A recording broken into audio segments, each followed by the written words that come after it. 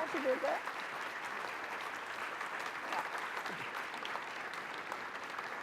Just speak from here. You can speak from here, and when you ask questions, then you can.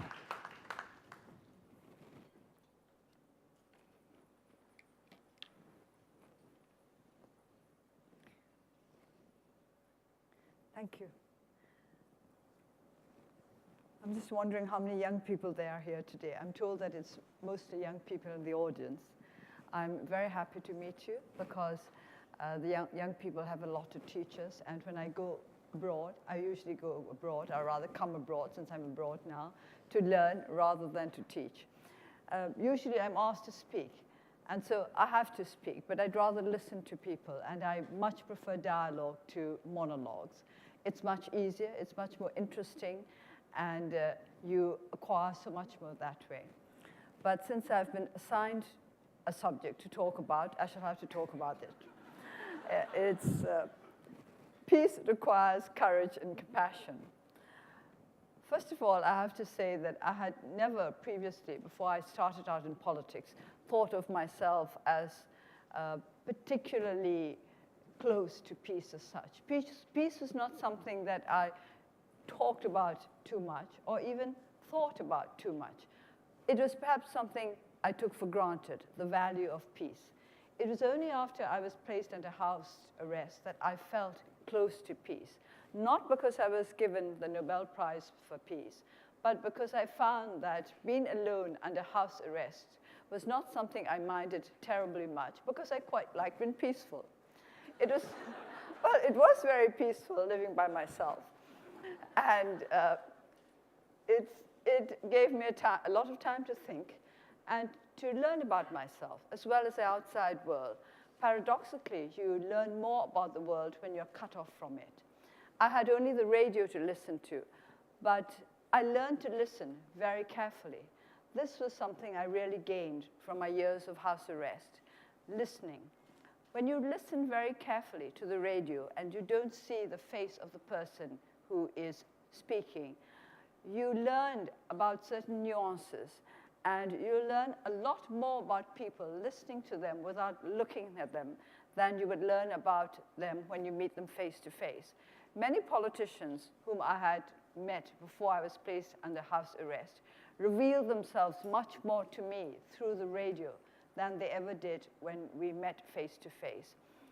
I learned that everybody has an agenda of his or hers, but the difference is that some are honest about it and some are not. So I much prefer those who frankly would say that they represented a certain group or interest or party and spoke up in defense of what they believed in or the organization they belonged to. The ones I learned to be very cautious about were the ones who always said that they were being totally objective and they were not taking sides.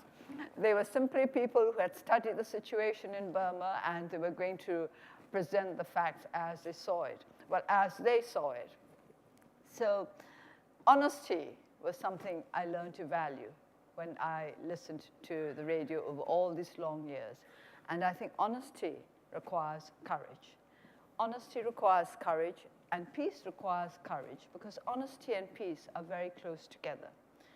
To be at peace with yourself, you have to be honest with yourself. You have to know what you are like. You have to know what your strengths are, what your weaknesses are, and then you learn to live with yourself, to be at peace with yourself. In the same way, if we want peace among ourselves, we have to learn about one another, including ourselves, and that requires courage. You have to have the courage to face what you have to do as well as what you are, and you have to have the courage to recognize the truth in others, even if you do not agree with them. So peace and courage are related, not because of the necessity to go out and march for peace, as some may think, but because of the necessity to be honest about what you may have to do in order to achieve peace. And peace is not easy to achieve. I do not think that human beings are by nature peaceful animals. I have a little dog, and some people tell me that he's a bad dog. And I always say, he's not a bad dog, he only bites. What's wrong with the dog biting? And he's very honest about it. He bites at people who come too near me. He doesn't like that. And so everybody knows what they have to do to avoid getting bitten. Now, if we human beings were as honest as he is, then we would know what to avoid to get hit or beaten or attacked in some way. So if people would make it clear what it is that they do not like and why, then we could sort out our differences. If only people would not cover up their preferences or what their real intentions with all kinds of excuses, we would get to peace much further.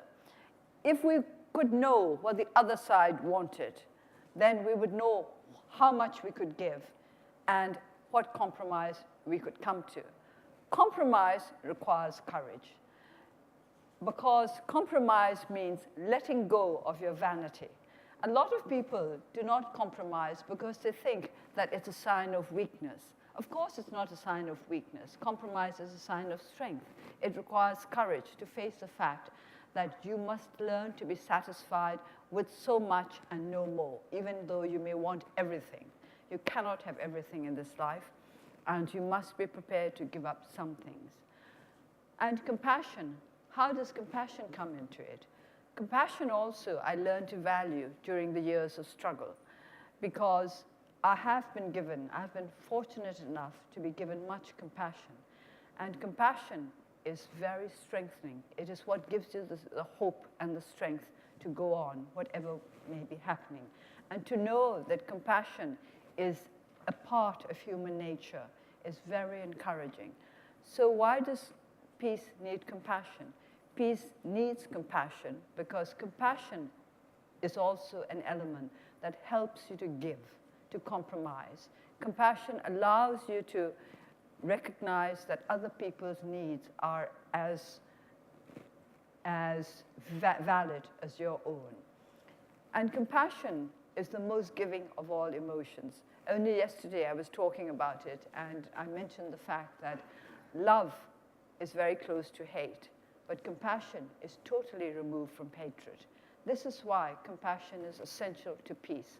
Love is not enough for peace because it could so easily turn to hate. It's too close to hate in some ways.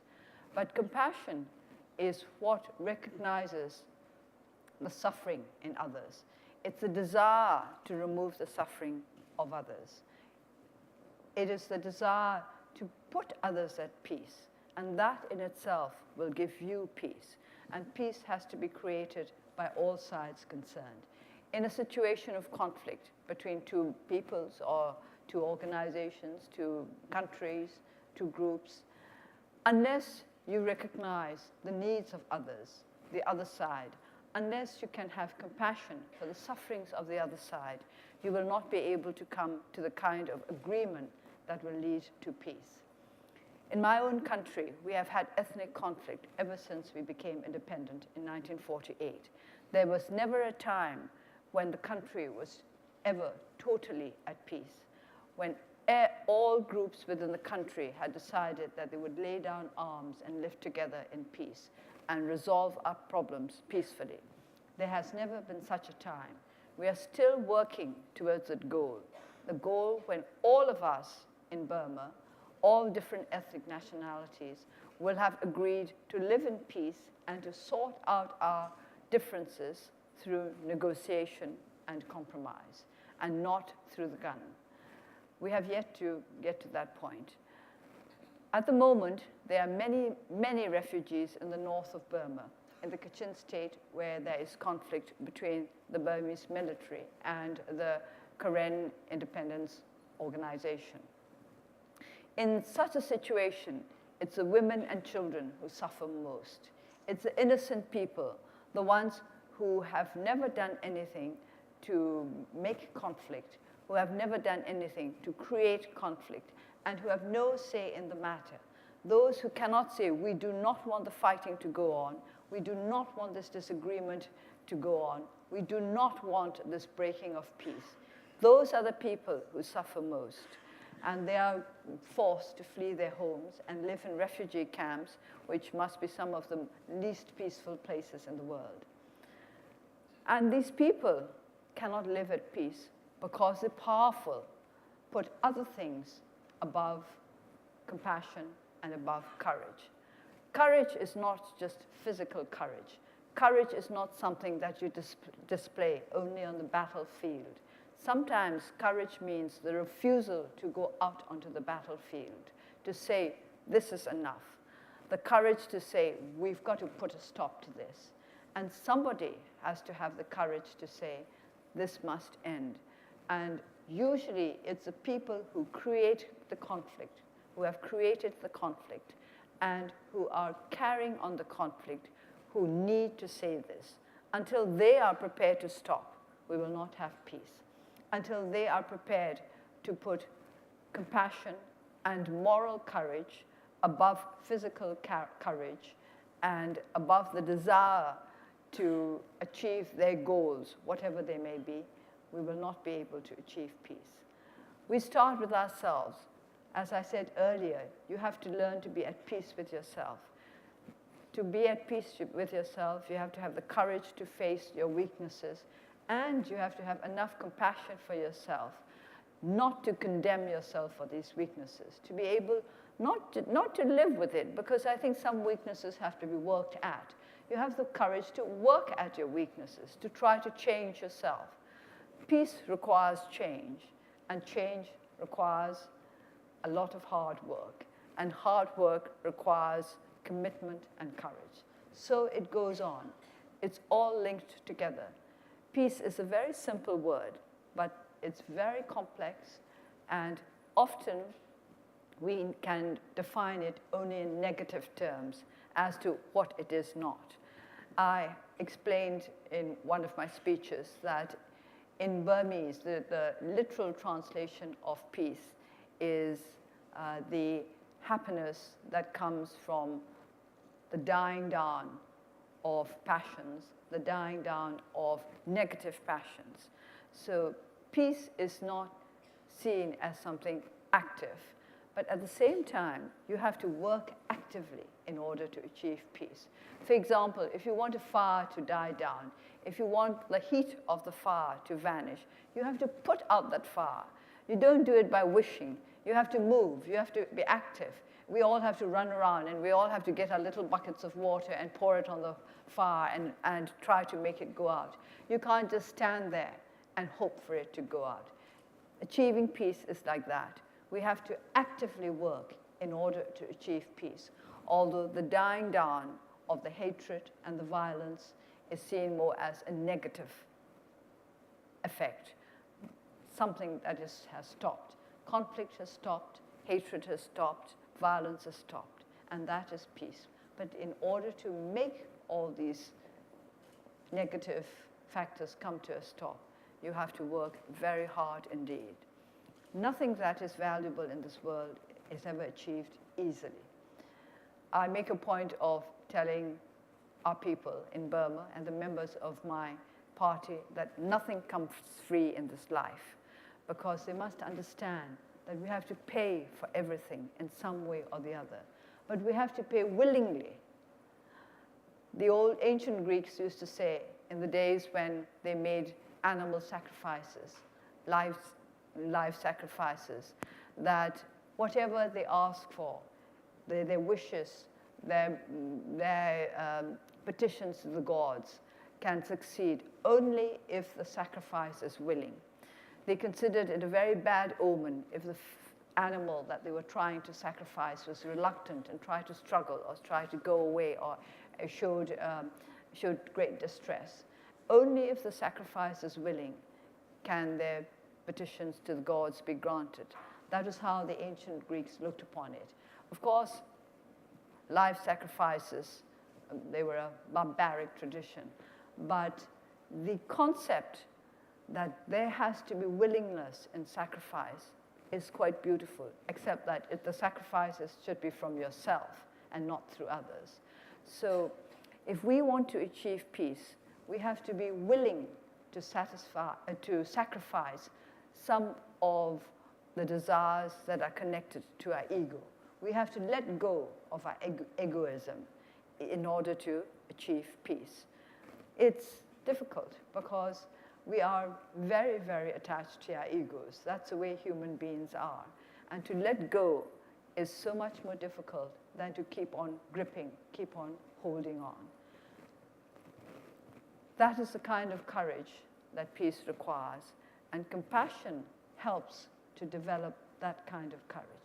At least that's how I have found it in our struggle, that we manage to stay together because we have compassion for one another, those of us who struggle for democracy throughout the years. We wanted to help one another. We wanted to help our country to get better. If you like, it was compassion for our people, all of them, that helped us to go on with the struggle and to try to achieve a situation in our country where violence could come to an end and where people could settle differences through negotiation, through dialogue. For years and years, we asked simply for dialogue, to talk to those who were opposed to the values in which we believed, to sort out with them the differences that kept us apart.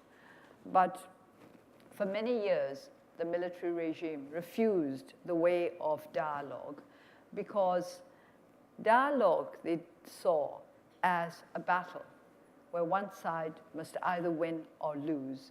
And perhaps they're not confident that if it was a matter of dialogue, they would win the battle. I tried to explain repeatedly that dialogue was something that involved give and take. It was not one side taking all, but give and take meant that you take some, the other side takes some, you give some, the other side gives some. It's give and take. Usually military people see give and take as I take all and you give all. And this is not how we can get to peace. And this is something that we had to work at over 2 decades. And I believe that we have made some headway. We have not yet achieved democracy, but I think the idea of sorting out differences through dialogue and negotiation is catching on. Even in the kitchen state, where there is still armed conflict, negotiations have not yet been officially broken off. There still are negotiations working towards peace. And I hope that these will be fruitful, and these will very soon achieve the kind of peace that we want in our country. The kind of peace we want is very simple. We just want permanent peace. We want the kind of situation where our peoples will no longer have to take up arms and kill one another in order to sort out our differences. There will always be differences because no two people can think alike. But we just have to learn to sort out our differences in a peaceful way. I think I've gone through the time that is assigned to me for the speech, and the next part will be the question and answers, which I think would be a lot more fun. I much prefer questions and answers to speeches, because with speeches, I never know whether people are sleeping or actually listening to me, or whether they're looking at their watches. But with questions and answers, because everyone can join in, it becomes much more animated. So thank you very much for giving me this opportunity to speak to you and to answer your questions, because questions teach me a lot. It's not just my answers that will give you an idea of what is happening in Burma or what we are looking for in Burma. Your questions will give me an idea of what you think is going on in Burma and where you think Burma is going and what you think should be done for Burma. So thank you for giving me this opportunity to learn from you. And I hope that the questions are the kind that will extract me from this jet-lagged situation. Thank you. Thank you very much. Family, make her feel right at home. How about another round of applause for Aung San Suu Kyi?